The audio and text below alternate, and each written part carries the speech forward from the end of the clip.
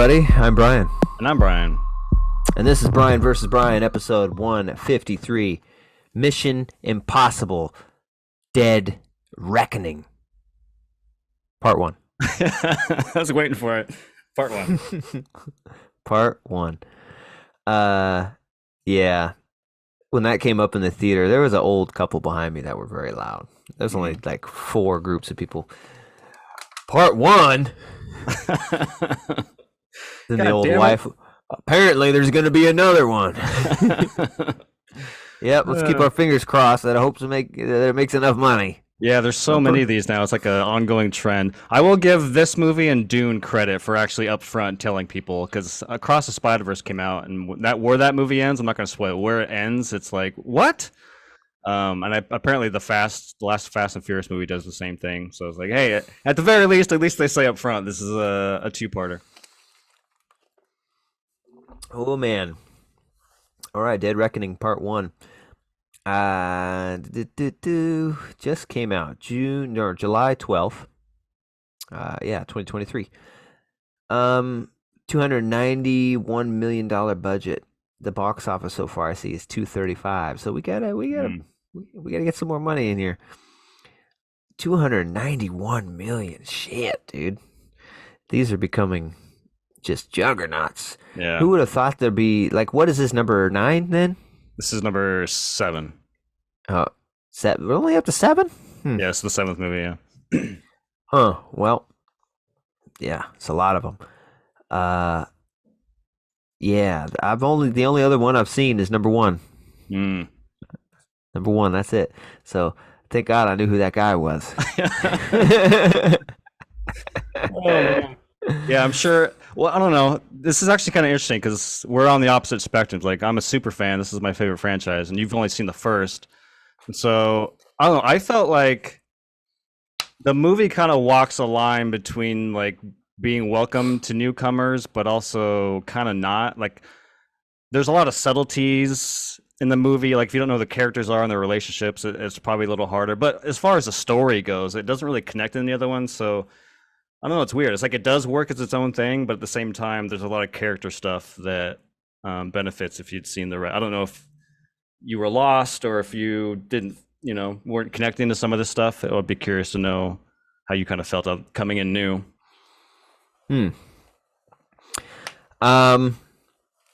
So, it's pretty long. I felt like I was like, man, we're on a ride here. The beefy one. Yeah. I felt like it was like, I haven't seen a lot of the movies, but I know of them and like the big set pieces and becomes a story when he does a stunt. It seems to me like this is kind of like the greatest hits. We got the train, bro. We gotta get a wingsuit or something like that. We definitely gotta jump off a cliff on a motorcycle. Kind of this greatest hits type of thing. We definitely got to have the espionage in an airport. That's got to be on the list. We got to have the MacGuffin where we're gonna focus on someone, and you think it's gonna be Tom pulling off a mask, but it isn't, or maybe it is. You have a nightclub meeting where everyone meets at a nightclub with a bumper music. Wait a minute. This club is the entity. I thought that was just like the Windows Media Player equalizer, but no, it's me. AI. So this was a little weird for me, man. So it's about I love the beginning though, how it starts off with a pretty cool fucking submarine fight. Yeah. Like pretty cool little submarine fight. Star Trek-ish, full port and shoot missiles, and submarine fights always very very slow and very someone watching the screen. Boom. Yeah. Boom. It's not like a fighter jet scene where it's just like you're just sitting there. Boom. Yeah. Pretty helpless. And you never leave the room too, so it's kind of nice.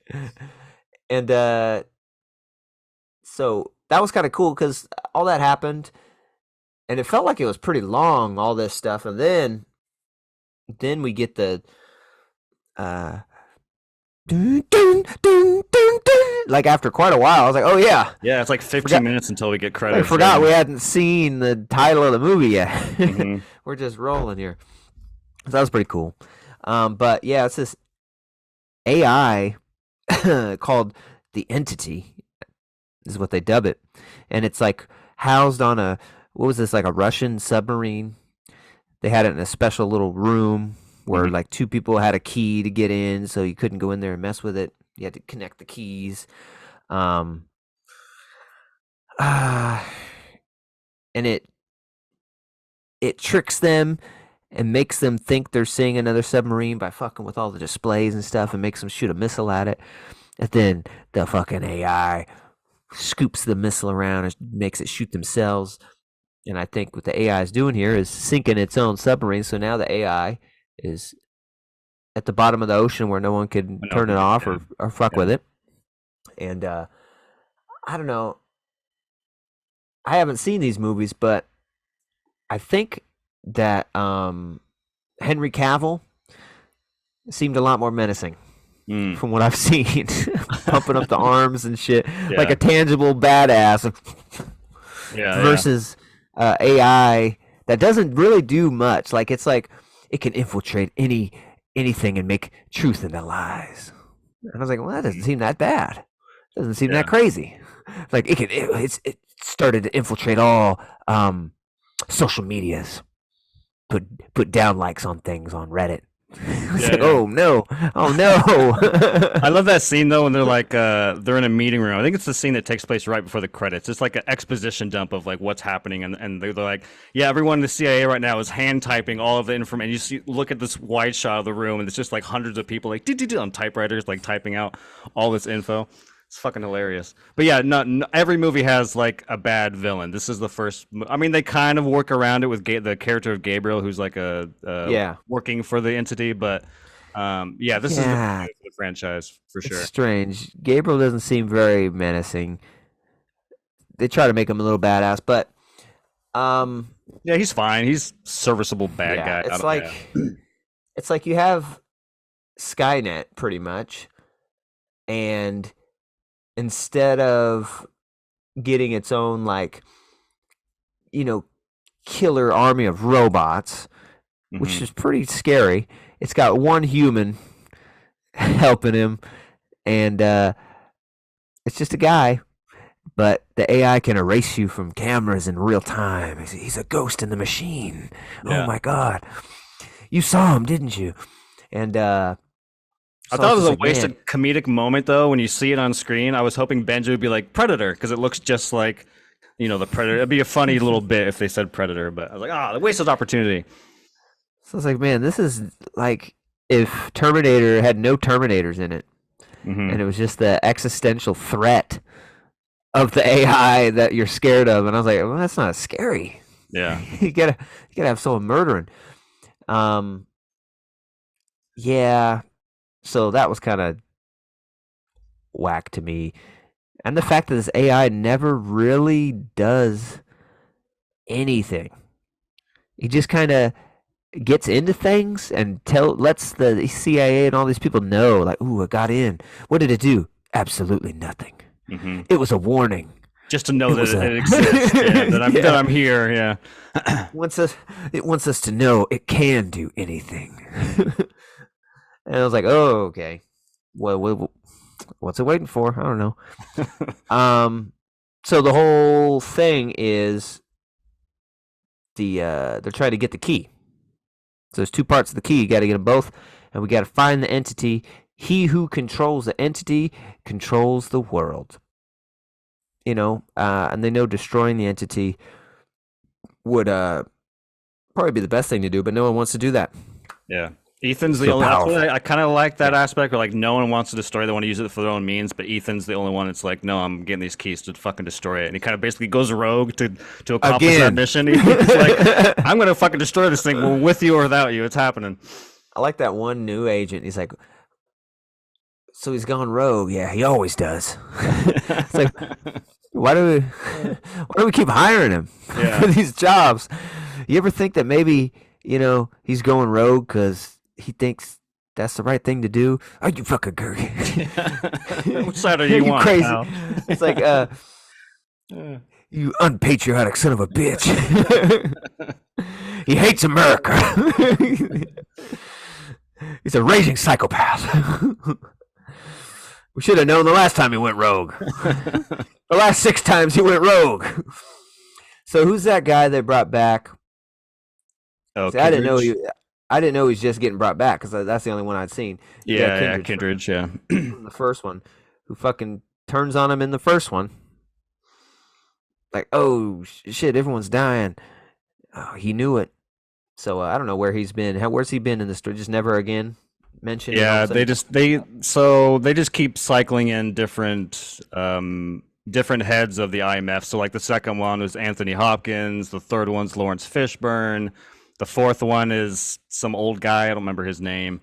The fifth and sixth one is Alec Baldwin, and then we got Kindred back. So I don't know where they never mention him in the other movies. So he's doing something in the CIA.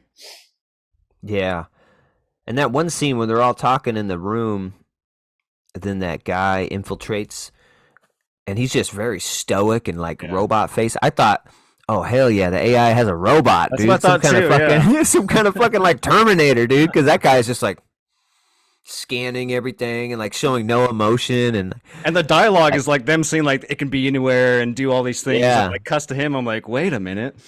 I was like, hell yeah, Terminator.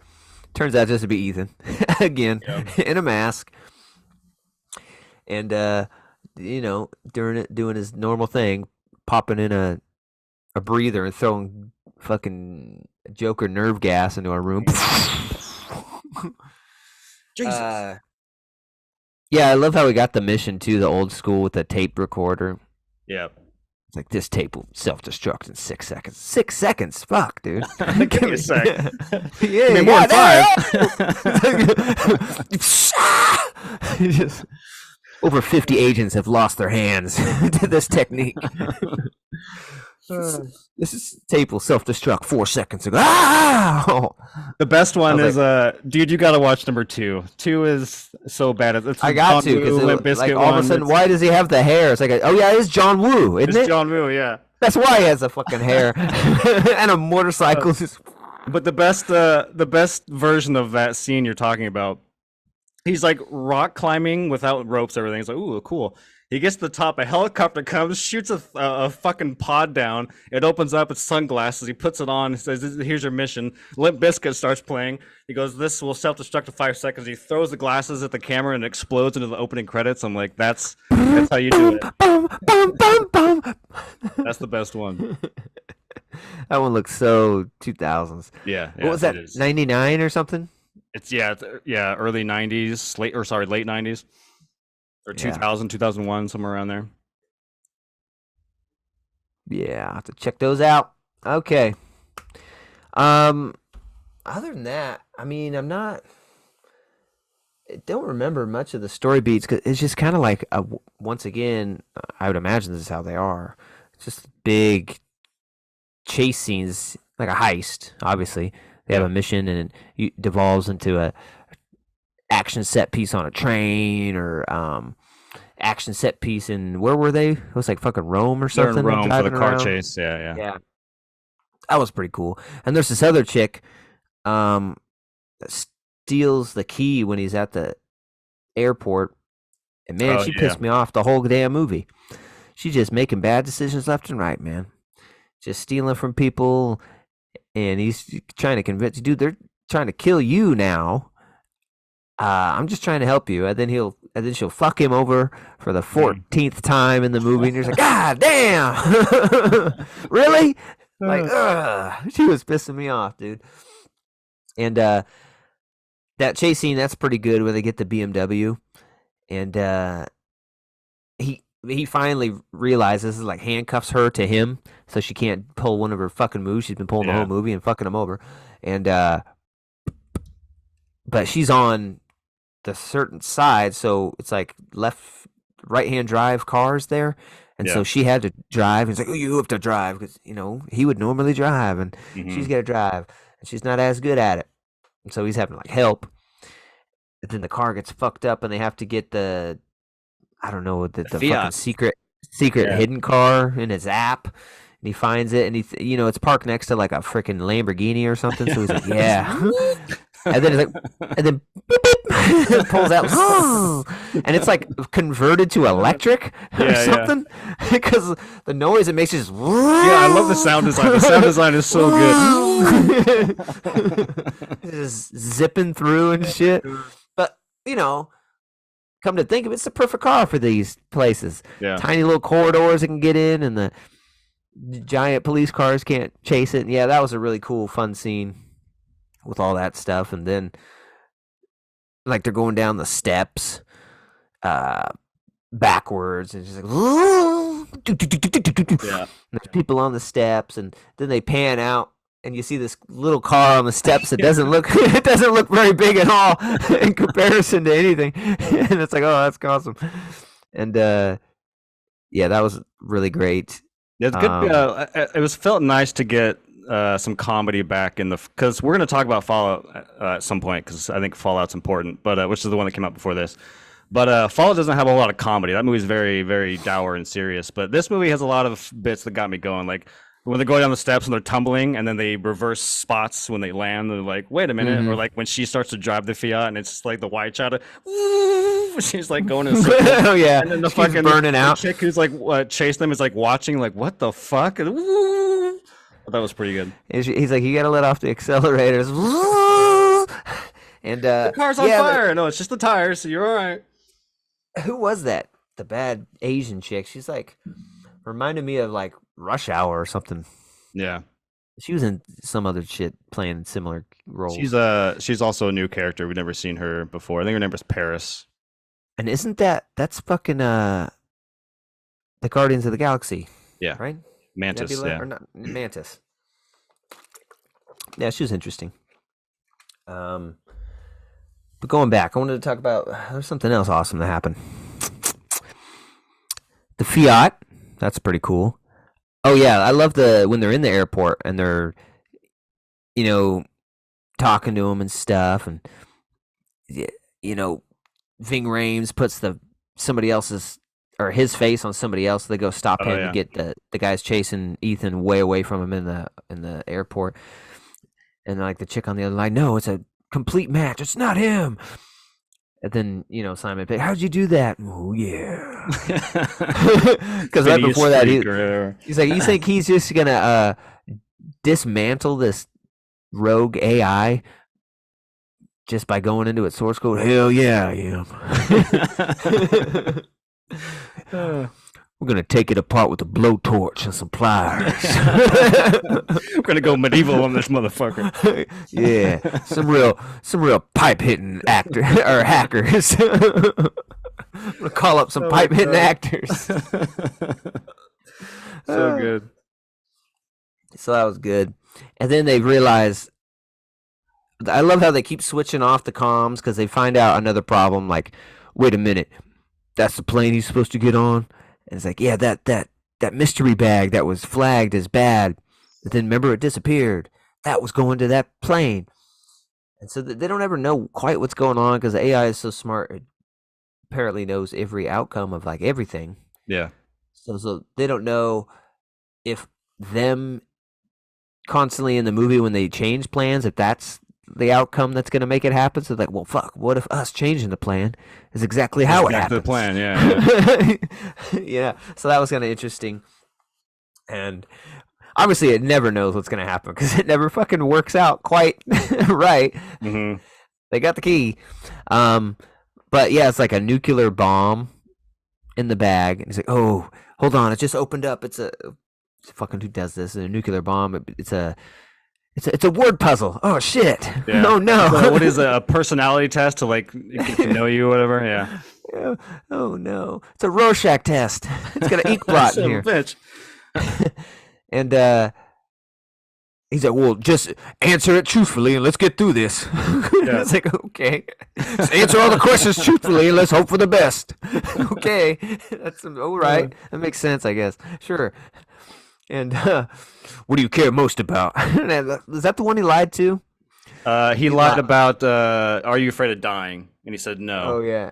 No. Oh God. I lied to it. Why'd you do Why'd you do that? that? Well, I wanted to know everything about me. And yeah, it's like a fucking uh Rubik's cube fucking word puzzle. And he's like, "Well, just dismantle it." I was like, "I don't have any tools, man." Whoa, shit, I didn't think of that.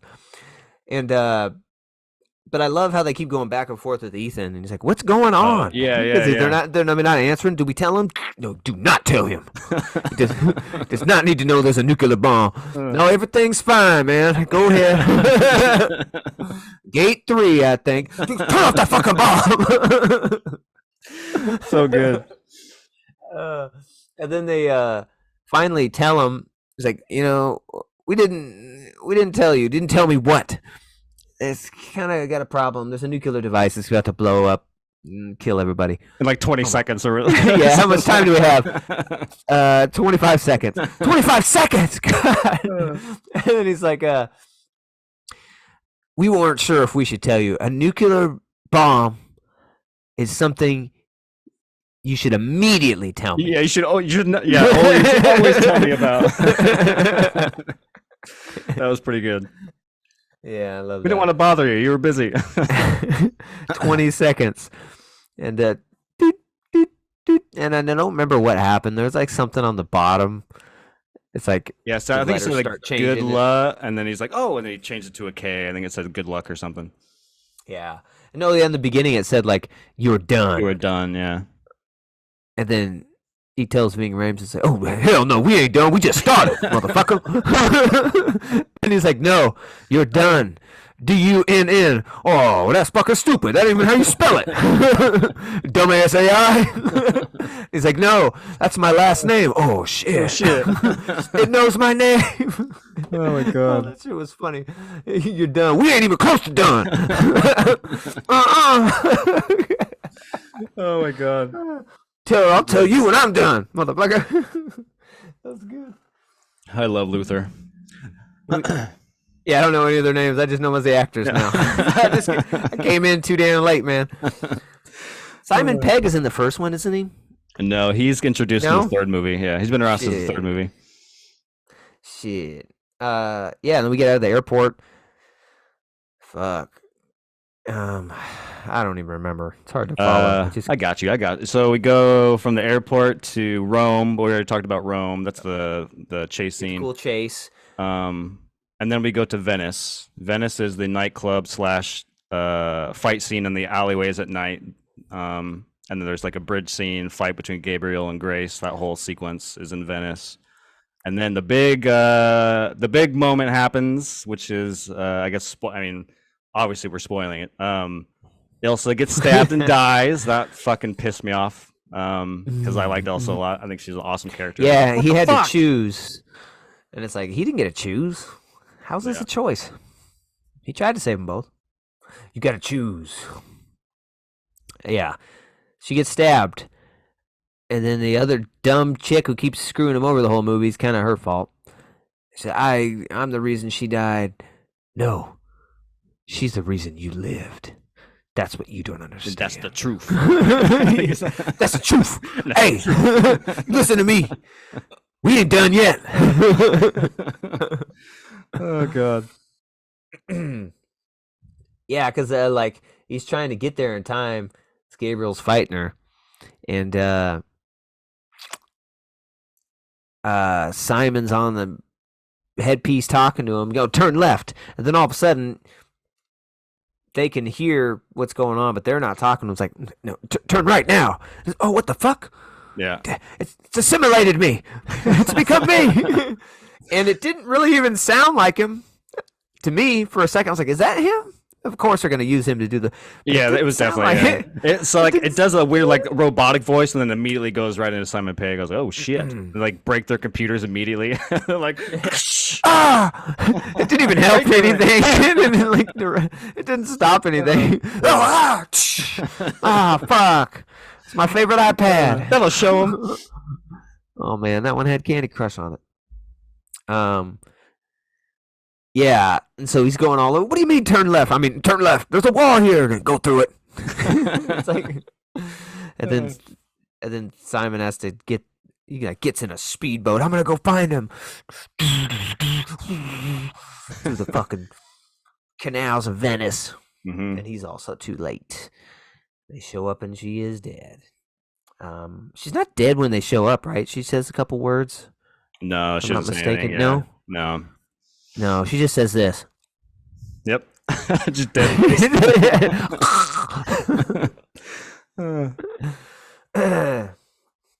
Yep. And who has the key at that point? Yeah, this took me fucking 3 movies to figure out who had the keys and who has the fucking fake one. It's very confusing. But I'll try and break it down the best that I can remember. Even I've seen it 3 times, I'm still a little confused. But so you have the White Widow, which is another reoccurring character.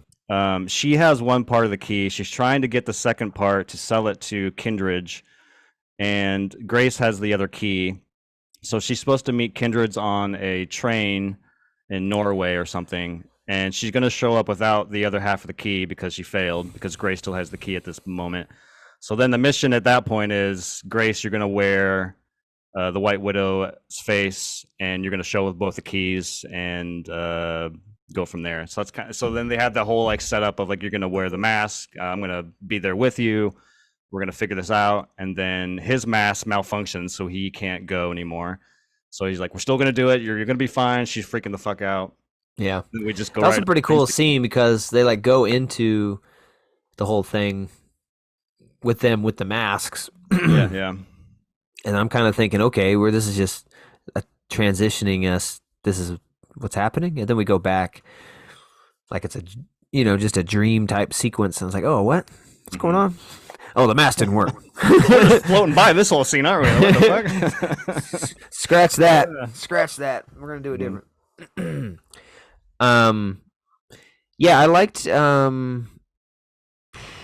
that scene was pretty funny with her.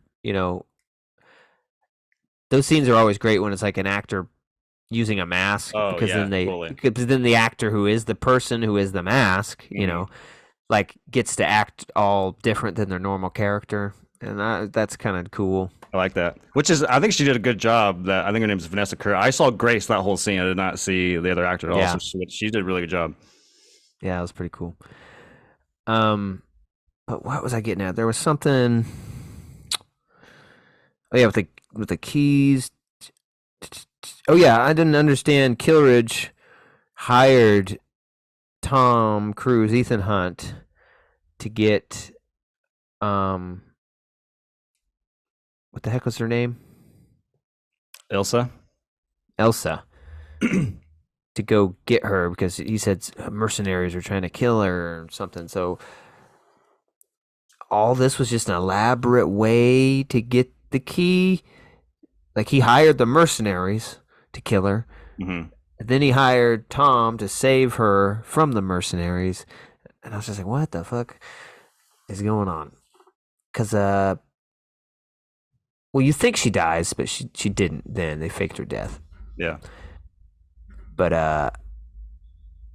it's almost like, yeah, you probably could have just hired the mercenaries and kept Tom Cruise out of this, because he does tend to do the right thing in these movies, and he tends to go rogue. Yeah. And he's probably gonna not think that using the AI for the benefit of the American government is the best thing to do. Yeah. So It's very just confusing. Not bring him in. Like my read on it, I don't know if it's the right read, but my take on it was that he wants the key at all costs, so he hires the mercenaries, and Ethan is like, if one goes wrong, at least I have the backup. But it's like, because you can't hire Ethan because he's probably, you have he could just take the key and go off, so then you hire the mercenaries to make sure that doesn't happen, kind of deal. But both of them, it both fails. So I don't know. That's kind of how I read it, but I don't fucking know. Yeah, and then it's like no one knows what the key unlocks. So it's like, what the fuck are we doing? Why do we care so much? Yeah. Well, no one knows what the key does. But we get a sneaking suspicion it's very important. Mm-hmm. So there's that. So we think we're gonna need it. And yeah, by the end, he of course fights Gabriel on a train. So why wouldn't you? It just sucks it didn't have any flying explosion train stuff. Like you got to do that again. Yeah, yeah. But they're fighting on a train, and uh, fucking shit. Every train, apparently, the things that hang above the train, hang inches above it. You couldn't build it any higher just in case. Oh, like the markers that pass by. Yeah, yeah, yeah. So you're always gonna. It's like, God damn, raise that up, man. There's a bird on this poor train. Yeah, dead. Always micro, centimeters above. And yeah, they're fighting. And then the girl with the mask who's alone almost takes the money because, well, that would be her. She's always fucking everyone over. She just wants the money, but she doesn't, and she gets the key. And then Tom Cruise finally gets onto the train. That was pretty cool. He just smashes in at the perfect time. Oh, yeah, that was awesome. The look on his face is just pure, like, huh? So good. Yeah, and I love the Simon character because he's like, just keep going that way, and you'll get to the train because he's on a motorcycle, and he's way off now because the train is like speeding because they fucked with the conductor and made it like max speed. So now it's their timeline is way off of when the train should be at certain places.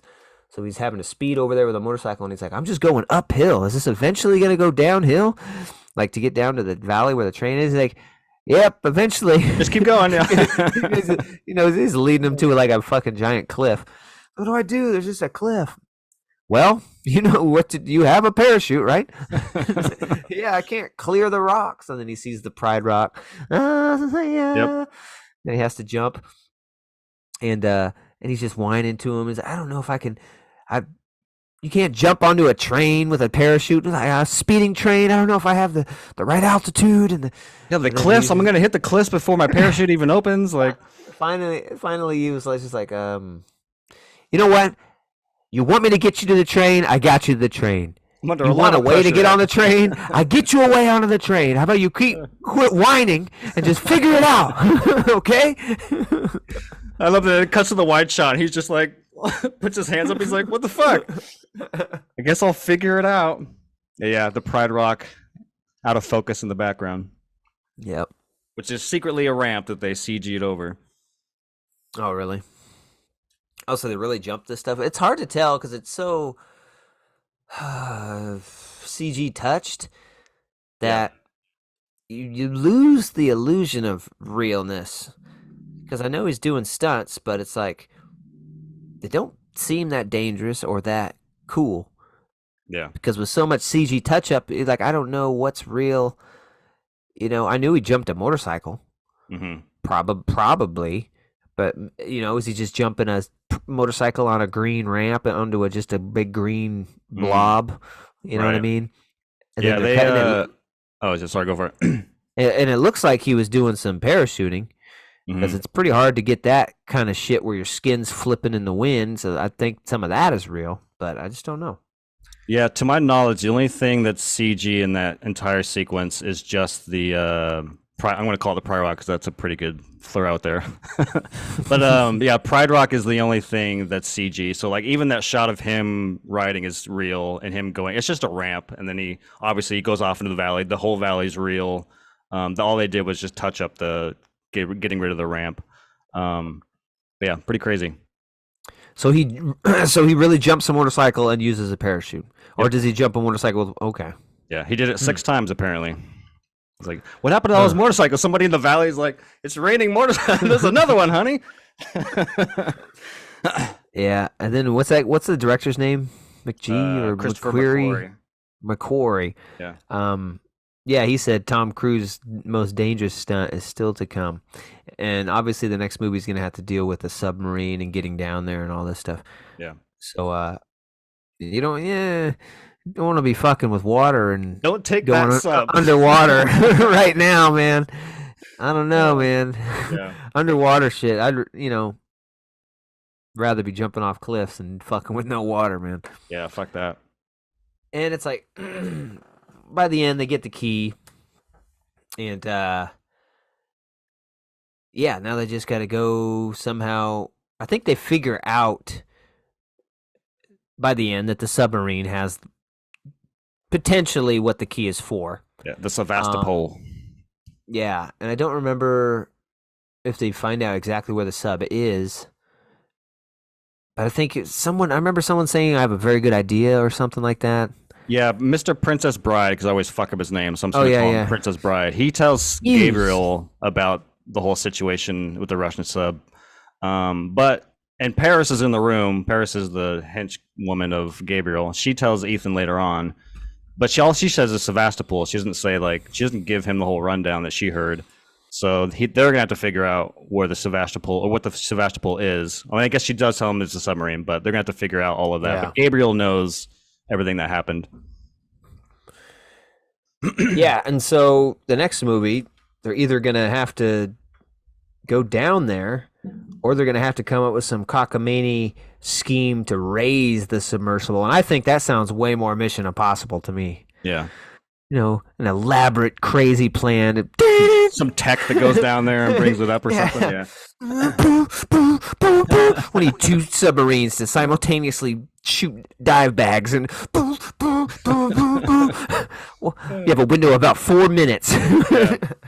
Yeah, something like that. We'll see. I've already invested what's felt like 3 hours of my life into this movie, so I got to see the end, I guess. Yeah, I mean, I don't know, for like a Tom Cruise action movie, you know, and he's been on such a high lately with the new Top Gun and everything. Everyone's all on the bandwagon now, and he's doing like Days of Thunder 2 is going to come out now, and he's like, yeah, people love this stuff, man. Yeah, the classic sequel. Yeah, I want to do it for you. So that'll be interesting. Although the director of Maverick, Joseph Kosinski, I think his name was, he's doing an F1 movie, and the way he shot Maverick, that looks amazing. I hope that movie's gonna be awesome. Yeah, I saw some shots of like one of the last F1 races. They took over some of the paddocks, you know, and they had the name and Brad Pitt as that guy and filming some stuff. And yeah, they're supposed to use real F1 cars. Like, what the fuck? Real F1 cars? That's sick. Yeah, that looks very interesting. But yeah, before this big long action movie, I was a little underwhelmed. I was thinking it was just going to be such a fucking hit, hype train. I wasn't disappointed. I liked it. But yeah, I don't know. For some reason in my mind, I was just going to hit harder. Or like I said, all these stunts and things, it's like, if they're real, that's fucking crazy and awesome, but my mind is telling me they're not because it's just so out there. But, you know, a lot of it is real, but it's just when you start to blur that line, it gets harder and harder to tell. Yeah, that actually happened to me. The first time I saw it, the train sequence, the train fight between Gabriel and Tom, I think we're so used to seeing like CG backgrounds for that kind of stuff. And I thought that was actually like a CG background when they're fighting on the train, the hand-to-hand stuff. And apparently it was not. I was like, oh, like, I don't know if it's the cameras or because they're moving so fast, like the background's kind of washed out and just it looks very CGI. But I was watching behind the scenes and they're like the actual scenes of the movie. I'm like, holy shit, they actually went on a fucking moving train and filmed those scenes. But it looked like a CG background because I think my mind is just like, oh, we're just so used to seeing that kind of shit that it kind of tricked me in a way. But it also looked a little suspicious. But apparently they did it. I was like, all right, well, fair enough. I like how he always has those two little knives with him, and he's like falling off the train. I just thought it was ridiculous when he used that to like stab the side of the train to stop falling. Like a train just made of paper mache. like they're not gonna make a train out of like steel or something. Yeah, something nice and strong. Like his eyes climbing or some shit. like a paper lantern. This train is made out of. Surprised when he stabbed it in, it just didn't go like. And he fall all the way to the bottom. And Gabriel's dead. So, yeah, I liked it. It was pretty fun. definitely a good popcorn action movie to see in a theater. Um, I don't know. I'll have to go 7.9. Okay. It was pretty enjoyable, pretty fun. Just that score is mostly just how much of a big like movie theater movie it is. Yeah, yeah, We totally. don't get those very much anymore, and Tom Cruise is like one of the last guys doing it. I mean, the fast movies are trying to do it, but I ain't with all that, man. Jumping off a fucking No. car sideways, defying gravity to land in another car, you know. Yeah. Some people are into that and it gets them to the theater, but these movies, I mean like real sets and real jumps, and it's like risking your life, like Maverick and all this stuff, like that's really cool. And so even if I'm not in love with the story, just seeing that action in a theater just raises that score, and it makes it like Yeah, yeah, this is a theater worthy movie. totally. Yeah, you know, I wished I could come here today and be like, "This is the best one. It's a fucking masterpiece." You know, this franchise is near and dear to me. I've loved it since '96. I think I saw it like 4 times when I was like 10 years old. I love this franchise, but unfortunately, I don't think it's the best. I'd actually say it's like the fourth best. Doesn't mean I don't like it. Like you said, I think it's really good. It's entertaining. I mean, it's entertaining enough for me to see it 3 times. I do think the second and third time felt faster. I don't know. It felt a little slower the first time, but the second time is like, oh, cool, we're on the next thing. We're on the next thing. And like that felt a little faster to me. And I can kind of follow more of the story stuff the second, third time around. But also, like when you look at Dead Reckoning, hopefully I can get you excited to watch some of these other ones here. But I would look at the franchise as like a phase 1 and phase 2. Like I think a phase 1 is like Mission Impossible 1 through 3. Those are like they have all 3 different directors. They all feel different tones. And then you got like phase 2 of Mission Impossible, which is kind of what the DNA of what it is today, which is Ghost Protocol, Rogue Nation, Fallout, and now Dead Reckoning. And that's where like J.J. Abrams started taking over, right? J.J. Abrams was number 3, so he's probably I consider him to be like the phase 1 type of deal. But Ghost Protocol, Rogue Nation, Fallout, they are like master classes of action. Like it's like comparing Dead Reckoning. Like Dead Reckoning has some really big shoes to fill. Like those 3 movies are like no less than 9s. Like they're like Fallout to me is the best one. Fallout's I think is one of the greatest action movies ever made. That was the last one. That was the last. That has Henry Cavill in it. I mean, that movie has Henry Cavill donning a fucking delicious villain mustache, who's hanging outside of a helicopter, shooting the biggest fucking machine gun I've ever seen at the helicopter chasing behind him, who is actually Tom Cruise flying over the snowy hills of Kashmir. Like you can't really compete with that. You know what I mean? So, but Fallout is like, I consider it to be the pantheon of like great action movies. And then Rogue Nation's fucking awesome too. It's right behind it. So this movie had a lot to compete with. I just don't think it's on that level. I think that Ghost Protocol, Rogue Nation, and Fallout are superior. But I do like this movie. There's a lot of stuff we didn't really get a chance to talk about just briefly. I think the Venice chase scene, just from a visual standpoint, is like incredible. Like there's just so many amazing shots, like him running down the alley with like fog behind him and he's like silhouette and he's just like sprinting, or like that alleyway fight scene was like kind of handheld and dark and weird, and I don't know, just the way it was filmed, I was like, this is really cool and different from the franchise. Like they don't really do stuff like that, so that's kind of interesting. I thought that one was a little funny because it's like, we locked the doors on each side. What are you gonna do? She has the pipe. There's 2 of us, and this hallway is pretty narrow, isn't it? What are you gonna do? It's like, it's not that crazy. I could turn around. Yeah. You know, it'd be funnier if it was like a fight like this. Shuffle in between them. I think that the Uncharted 2 inspired train sequence at the end is pretty awesome. When it's like they're trying to climb up through or get through the carts as it's kind of going off the cliff. I thought that was really cool. The kitchen one's really cool, man. When there's like boiling oil spilling out of the fryer, and they're like they're like slipping. Climb around it. What's interesting to me about these movies is I know a lot of people, even people who like these movies like me, they always get attached to to the Tom Cruise stunt, and obviously the promotional material always like puts the stunts in the forefront. So like this movie was the motorcycle jump, the last movie, or the one of the Rogue Nation had like him hanging on the airplane, and I think Fallout was the low altitude halo jump that he does in the movie. And it's like they market these stunts, and they're all cool, they're all awesome, but I like these movies not because of the stunt. Like the movies, like the Tom Cruise stunt is like the most least interesting stunt in any of these movies. Like they're cool to watch, and it's like crazy he did them, and it's impressive, but it's like I don't think that motorcycle jump compares to the fucking Rome chase scene at all. That chase scene was like thrilling and exciting. It was just like those are the scenes that I watch the movies for, because these real chase scenes through these cities and using real cars and real stunt people, like that shit is why I come back to these things, not the Tom Cruise stunt. And this one, I don't know. It was okay. I mean, it is fucking crazy when you think about it. This guy's like six. I found out today that Tom Cruise is older in this movie than Jon Voight was in the original. I was like, what the fuck? That's pretty crazy to think about. Anyways, I'm kind of rambling here. Yeah, I think it's the fourth best, but I still liked it. I'm giving it an 8.9. I don't think it's a 9. Yeah.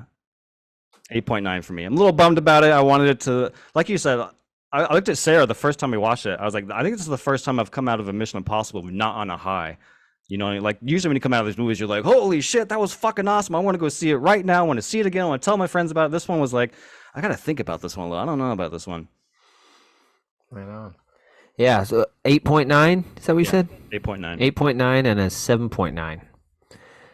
Yeah, I don't know. I just wasn't as involved, I guess, because of the only seeing one of them. But yeah, it was good. Fun. I think you should watch Fallout, dude. I would love to hear it. Fallout's fucking dope as shit. That's a really good one. Definitely want to see that. I want to see all of them, I guess. Why not? But I want to start with the long hair. I got a long hair motorcycle shit, dude. The dual wielding pistol, fucking doves in slow motion. That's the John Woo shit, yeah. Oh yeah. Yeah, so 7.9, 8.9. One full point apart, baby. Mm-hmm. So go check it out, man.